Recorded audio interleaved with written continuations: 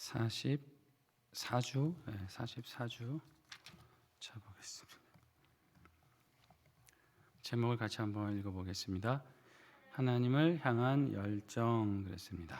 본문이 예레미야 20장 7절에서 13절 한 절씩 교독합니다. 여호와여, 주께서 나를 권유하심으로 내가 그 권유를 받아 싸우며 주께서 나보다 강하게 이기셨으므로 내가 조롱거리가 되니 사람마다 종일토록 나를 조롱하나이다.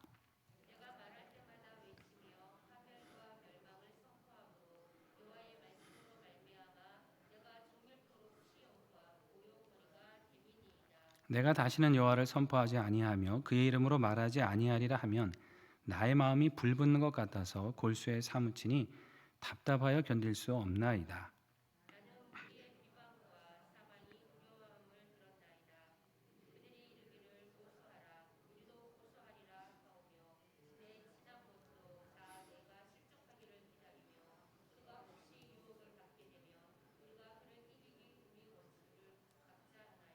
그러나 여호와는 두려운 용사 같으시며 나와 함께 하심으로 나를 박해하는 자들이 넘어지고 이기지 못할 것이오며 그들은 지혜롭게 행하지 못함으로 큰 치욕을 당하오리니 그 치욕은 길이 있지 못할 것이니이다.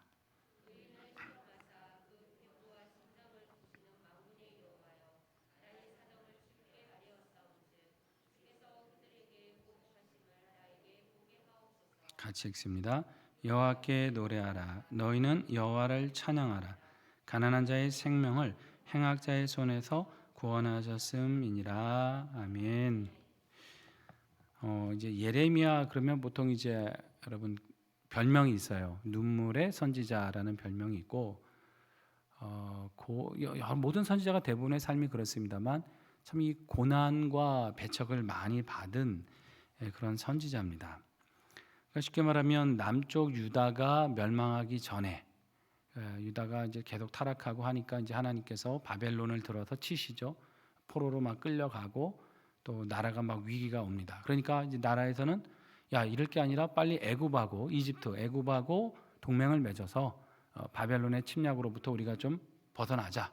우리가 살 길을 찾자. 근데 하나님의 뜻은 그게 아니었어요. 애굽으로 동맹하는 게 아니라 바벨론에게 포로로 끌려가서 70년을 지내야 되는 게 하나님의 뜻이었어요. 그러면 여러분 백성들의 입장에서 그게 하나님의 뜻이라고 하면 기분이 좋겠습니까? 싫겠습니까? 싫은 거죠. 이왕이면 너희들 괜찮아. 너희들은 평안할 거야. 하나님이 구원하셔. 걱정하지 마.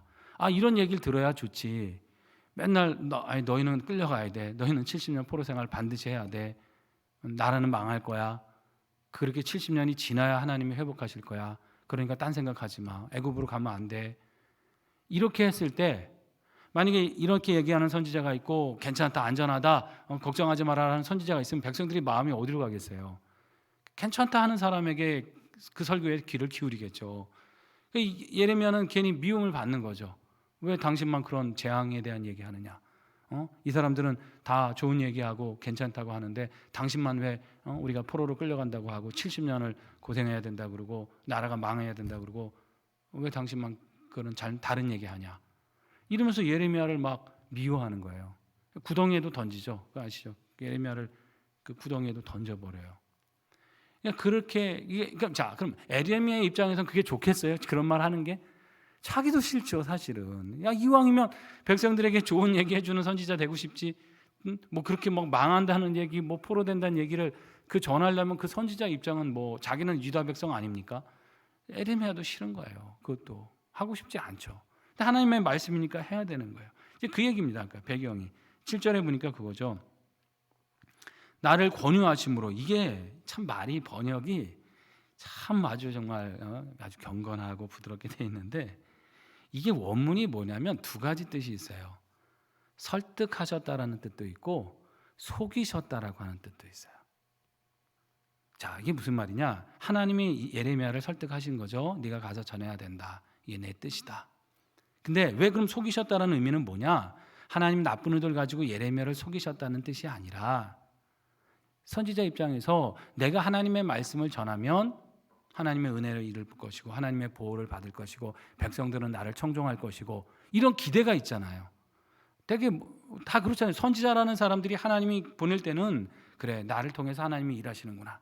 이 백성들이 내 말을 하나님의 말씀으로 듣고 따르고 변화받겠구나. 뭐 이거 기대가 있단 말이에요. 그럴 줄 알고 갔더니 뭐 따르기는커녕 욕하고 조롱하고 비웃고 구덩이에 던지고 핍박하고, 아이고 내가 속은 거구나.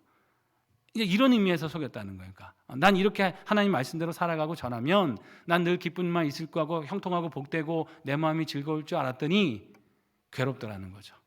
왜? 백성들이 안 들으니까, 대적하니까, 배척하니까 곤고해지더라는 거죠. 나는 하고 싶지 않았는데, 이럴 줄 알았으면 내가 이거 안 할 건데, 이거죠. 쉽게 말하면 목회가 이렇게 힘들 줄 알았으면 그냥 하지 말 건데, 예를 들어가지고 근데 속아가지고 이렇게 하고 있다, 뭐 이런 의미가 되는, 진짜 하나님이 속았다는 게 아니라, 표현한다면 이제 그거예요. 목회하면 막 보람 있고 막 성도들이 하나님 말씀에 막 순종하고 막 보람된 일이 가득할 줄 알았더니 와서 보니까 그게 아니네. 예를 들어서 이제 이런 심정. 제가 그렇다는 게 아니라 저는 뭐 감사하고 여러분 때문에 기뻐하고 만족합니다만 그런 분들도 계시다라는 거죠. 하여튼 자, 이제 그런 의미에서 속았다는 거지 뭐 이렇게 진짜 속았다는 게 아니다. 그러니까 기대와 달랐다. 내가 하나님의 뜻대로 전하면 뭔가 기쁜 일이 가득할 줄 알았는 기대가 있었는데 현실은 그렇지 않더라. 이 한탄, 이게 이제 나를 권유하셨다, 이 표현. 그러니까 이게 너무 점잖은 표현이에요. 사실 나를 속이셨으므로 이런 뜻이에요. 사실은 어쨌거나 그래서 그렇게 해서 왔는데 뭐요? 내가 조롱거리가 됐어요. 자, 이 여기서 이제 에레미야의 고통과 비참함이 있는 거야. 8절 보세요. 내가 파멸과 멸망을 얘기하니까 사람들이 그냥 계속 나를 모욕하고 내게 수치를 주고 하나님 말씀을 존중하게 전하면 존중받고 좀 대우받을 줄 알았는데 뭐 그거는커녕 완전히 그냥 근데 그렇다고 내가 거짓말은 할 수 없잖아요. 선지자가 하나님 말씀대로 살아야지 거짓말을 할 수는 없다. 그게 이제 예레미야의 고난이었다. 1번이 그겁니다. 1번 같이 오른쪽에 읽어볼까요? 하나님께 순종의 말씀을 선포할 때 조롱과 수치를 당하고 치욕과 모욕거리가 될 수 있습니다. 시대가 하나님을 잘 섬기고 좋은 시대라면 존중을 받겠죠. 그러나 악하고 타락하고 하나님을 배격하는 시대라면 하나님의 말씀을 전하는 건 존중받는 게 아니라 오히려 고통이 되고 수치스럽게 될 수 있다. 모욕을 받을 수 있다. 그러니까 여러분, 이 시대를 살아갈 때 내가 잘못해서 수치를 당하고 모욕을 당하는 거 이건 참 부끄러운 거지만은 내가 말씀대로 살다가 정말 순종하려고 했고 나는 우리 가족들, 믿지 않은 가족들, 친구들에게 하나님의 뜻을 제대로 전하려고 했고 전도도 바르게 하려고 했고 내가 정말 믿는 사람으로서 본을 보이려고 했는데 그들이 우습게 여기고 조롱하고 하는 거, 이거는 오히려 괜찮은 거죠. 영광된 거죠. 내가 바르게 하고 있다는 거니까. 내가 잘못해서 돈도 안 갚고 말이지 뭐 저기 해갖고 다른 사람들한테 피해주고 해가면서 욕먹는 거는 그건 회개해야 될 일이고, 바르게 하려고 하다가 바르게 전도도 하고 신앙생활 바르게 하려고 하다가 사람들이 뭐라고 하고 하는 것들 이왕 모욕당할 거면 바르게 살면서 모욕당하는 건 오히려 하나님께 상급이고 영광 아니겠습니까? 오히려 우리는 이런 수치를 당하려면 이런 수치를 당하셔야 돼요. 말씀대로 살려다가 당하는 그런 공격, 조롱, 이거는 괜찮다. 왜? 뭐라 그랬어요? 의를 위해 핍박받는 자는 복이 있나니 천국이 저희 것입니다. 애통하는 자는 복이 있나니 저희가 위로를 받을 것이다. 이 시대를 향해서 애통함이 있으니까 전하는 거잖아요. 여러분 그렇게 살면 안 돼. 믿지 않는 가족들, 친구들 애통하니까 그렇게 하면 안 돼. 하나님 그러면 그럼 망하는 거야. 하나님 믿고 돌이켜야 되는 거야. 이런 애통함이 있고 내가 그 마음이 있으니까 조롱도 당하는 거고 수치도 당하는 거다. 그러니까 그거는 우리가 결코 두려워할 건 아니다. 물론 아프고 힘들지만 그것을 우리가 염려하거나 수치스럽게 여길 것은 아니다. 그런 얘기예요. 자, 결국 예레미야도 참 하고 싶지 않은 거예요. 자기도 진짜 이럴 줄 알았으면 하나님 나 선지자 안 할 걸 그랬어요. 이런 마음이 굴뚝인데, 근데 그의 고백이 뭐예요? 9절이죠. 같이 한번 다시 읽어볼게요. 내가 다시는 여호와를 선포하지 아니하며 그의 이름으로 말하지 아니하리라 하면 나의 마음이 불붙는 것 같아서 골수에 사무치니 답답하여 견딜 수 없나이다. 아멘. 이게 에레미야의 마음이었다. 자기도 하고 싶지 않아. 나 이제 다시 얘기 안 해. 하나님 그 말씀 선포하지 않을 거야. 뭐 심판, 징계 이런 얘기 내가 굳이 뭐 하려고 하겠어? 라고 생각하고 안 하고 싶은데, 근데 그러면 어떻게 해요? 마음이 이 안에서 견딜 수가 없는 거예요. 왜? 안 그러면 망하겠거든요. 이 사람들이 이렇게 살다가 다 멸망하겠거든. 살려야 되는데, 하나라도 살려야 되는데, 그러려면 내가 말씀을 전해야 되는 거지. 힘들어도, 모욕당해도. 그 마음, 그러니까 하고 싶지 않은 이 마음과 그럼에도 이 망하고 있는 사람들을 향한 견딜 수 없는 이 마음, 하나님의 말씀을 전하겠다는 이 열정이, 이게 막 이제 갈등하는데 결국 뭐가 이기는 거예요?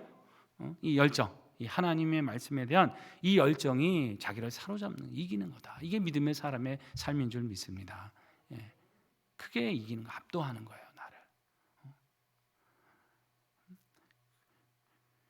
그러니까 아까 제가 뭐 목회 비유도 했지만은 힘들 때 있죠. 그런데 굉장한 희열을 주실 때가 있단 말이죠.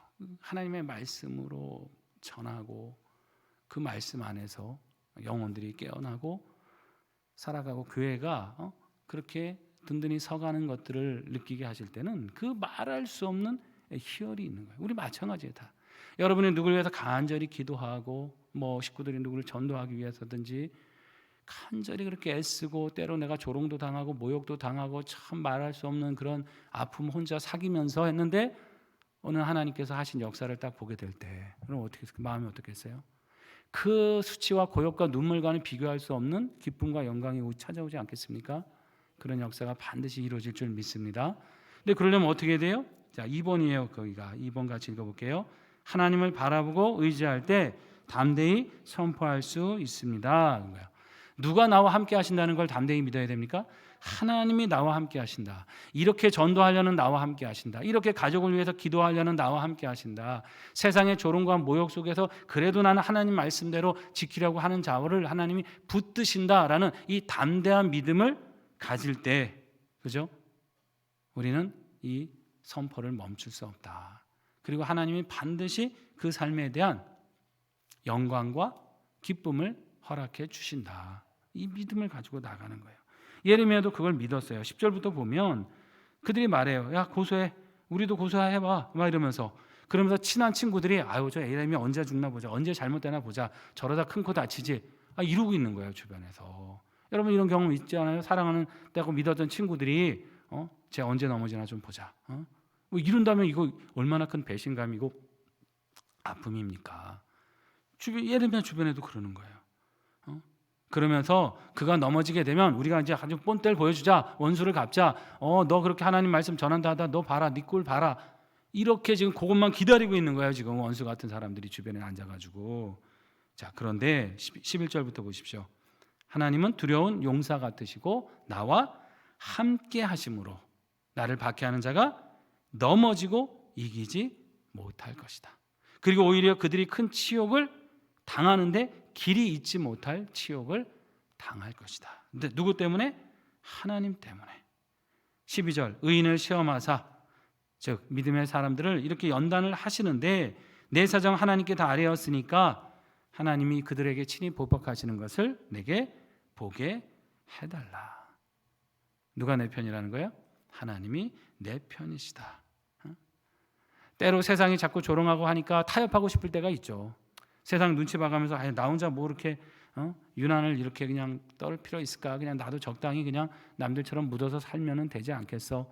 라고 싶은 마음이 있지만은 타협하고 남의 눈치 봐서는 나도 지킬 수 없고 남도 변화시킬 수가 없다라고 하는 것이에요. 결국 나를 지킬 수 있는 힘, 남을 변화시킬 수 있는 힘은 세상의 그런 핍박 속에 타협하는 게 아니에요. 계속해서 그 하나님이 내 편이심을 믿고 그 말씀대로 지키며 살아갈 때 나도 지킬 수 있고 다른 사람도 변화시킬 수 있다는 것입니다. 더 담대해야 되는 거죠. 사실 우리가 움츠러들지 말고. 이 하나님에 대한 열정이라고 하는 거, 이거는 우리가 항상 우리 안에 식어질 때도 있고 뭐 이렇게 넘쳐날 때도 있고 한데 계속해서 이 열정이 회복돼도 우리는 계속 기도하고 말씀 붙들고 나가야 되는 것이에요. 아주 유명한 이야기 하나, 예화가 하나 있잖아요. 전당포를 하던 사람이 이제 예수 믿고 변화된 사람이 있어요. 그래서 그때부터 내가 이제 예수님을 잘 전해야겠다 하면서 이제 전도하기 시작해요. 거리에도 전도하고 아는 사람 찾아다니면서 전도를 합니다. 어느 날 술 취한 사람을 만나서 이제 전도를 하게 됐어요. 이제 막 한참 얘기하고 하는데 그 술 취한 사람이 느닷없이 그러는 거예요. 애끼 여보시오. 그렇게 정말 천국에 있고 구원이 확실하다면 난 당신처럼 그렇게 소신 없이 말하지는 않겠소. 난 확실하게 담대하게 얘기할 거요. 이러는 거야. 술 취한 주제에 지금 전도하는 사람한테 나 같으면 그렇게 소극적으로 안 한다고. 난 더 담대하게 할 거라고 술김에 말한 건지 그랬다. 근데 이 얘기가 그 전도하는 사람의 머릿속에 쾅 하고 박힌 거예요. 그렇구나.